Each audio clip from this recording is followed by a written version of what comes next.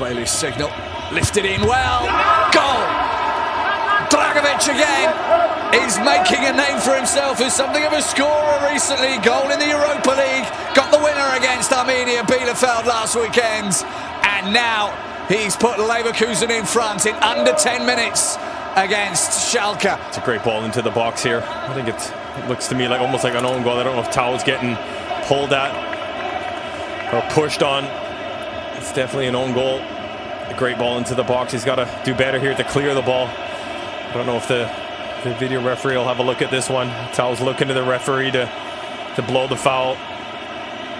Well, it might be, you know. For me, there's not much in it for me. That's for sure. I think that was heading for the top corner. Bailey. Header. That's two. And it's Baumgartlinger again. His shot was saved, but the corner he won with it is put back right on his head.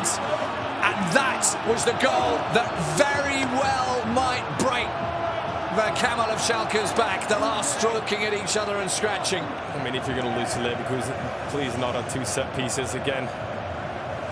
Hopper just getting beat at the front post. He's got to be the first man there.